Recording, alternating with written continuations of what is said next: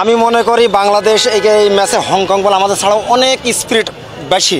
সেই হিসাবে আমি মনে করি যে ম্যাচ টু ম্যাচ দেখেন আমরা 2-0 গোলে একবার হারছি, 1-0 গোলে আমরা হারছি। সেই হিসাবে আমি মনে করি বাংলাদেশের ছাড়া হংকংয়ের যে স্পিরিট, তারপরে খেলা যে মান, আমি মনে করি যদি বাংলাদেশ সেরাটা দিতে পারে তাহলে খুব ফাইটিং হবে। নাই তো আমি মনে করি বাংলাদেশ এখানে একটু দুর্বল আছে হংকংয়ের সাথে। আমি এই ম্যাচে প্রায় 95 সাল থেকে খেলা দেখি, লিগ বলেন, ন্যাশনাল টিমের খেলা বলেন, আন্ডার-13 বলেন, 60 বলেন, আন্ডার-20 বলেন, এবং মহিলাদের যে খেলাগুলো হয় ইন্টারন্যাশনাল খেলা, প্রত্যেকটা ম্যাচ এখানে প্রায় 95 সাল থেকে এই পর্যন্ত প্রায় 70% ম্যাচ আমি এই স্টেডিয়ামে দেখছি।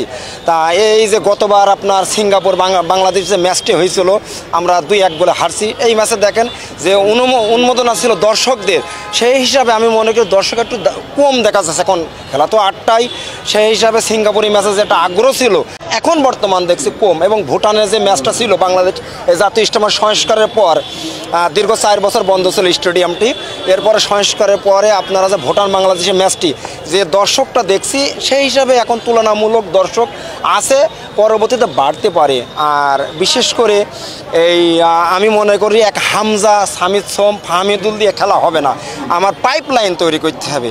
প্রথমত পাইপলাইন তৈরি না করতে পারলে বাংলাদেশে যে আগামী যে 5 বছরে যে ভবিষ্যতে 5 বছর জাতীয় দলে প্লেয়ার আইবে এটা আমরা পাবো না। এই জন্য এখন থেকে আমরা একাডেমি চালু করতে হবে, বিভিন্ন ক্লাবের সাথে ভালো ভালো ফাইটিং করতে হবে, তাহলে ফুটবল আসবে।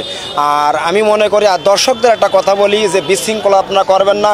যারা টিকিট পাননি আপনারা বড় বড় স্ক্রিন আছে, স্ক্রিনে দেখবেন, বাসায় টেলিভিশনে দেখবেন। আমরা শৃঙ্খলাভাবে স্টেডিয়ামে ঢুকবো এবং বাংলাদেশের যতটুকু পারি আমরা আমাদের দর্শক সমর্থন হিসাবে সাপোর্ট করবো এবং গ্যালারিতে আমরা বাংলাদেশ বাংলাদেশ বলে চিৎকার করবো। এবং দিন শেষে আমি যদি বলি বাংলাদেশ সেরাটা দিতে পারে তাহলে আমরা জয়লাভ হবে ইনশাআল্লাহ।